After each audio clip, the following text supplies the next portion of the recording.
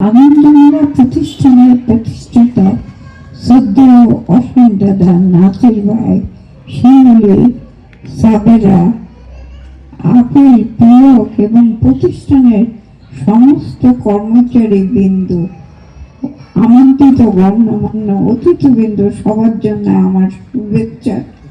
এখানে যারা উপস্থিত আছি আমরা সবাইকে প্রিয়জন বা আপনজন হিসেবে মনে প্রাণে ধারণ করি। আমাদের আজকের এই মিলন মেলা শ্রেণী বৈষম্যহীন মানবতার মিলন মেলা। সংসার জীবনে বয়োবৃদ্ধ মানুষেরা হয়ে যাচ্ছে একাকী নিঃসঙ্গ, আবার সমাজে এমন অনেক মানুষই আছে যাদের সংসার নাই। আপনাদের চারিপাশে তাকিয়ে দেখেন, এমন অনেকে আছে যাদের অর্থের সমস্যা নাই কিন্তু তাদের দেখভাল করার মানুষ নাই। আবার যাদের সংসার জীবন নাই তাদের জীবনটা আরো করুন।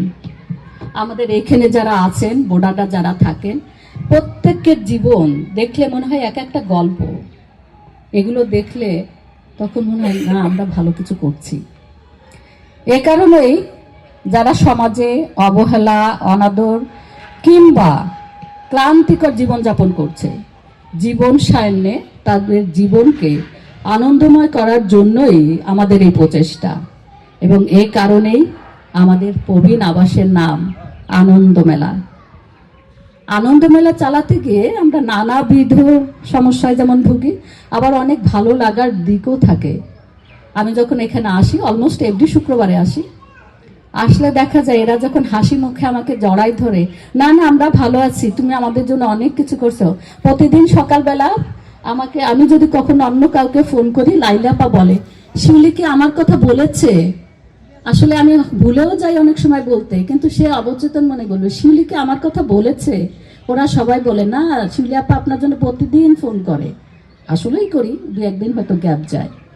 কিন্তু সমস্যা যখন আসে, আজকে এই সমস্যা তো কালকে এই সমস্যা, একটা সমস্যা মিটাই তো আরেকটা সে হাজির হয়।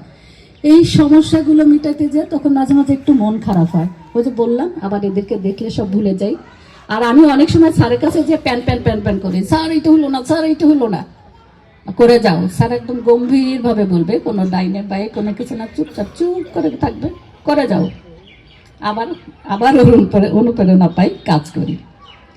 তবে আজ আমার বিশেষ একটা ভালো লাগা আছে, আমার বোন এখানে আছে। এই প্রথম আমার ফ্যামিলির এবং আমার বোন আমার পাগলামিকে প্রশ্রয় দিতে এখানে এসেছে। ধন্যবাদ টুটাপা, ধন্যবাদ আতিক ভাই, ধন্যবাদ উপস্থিত সকলকে। Thank you.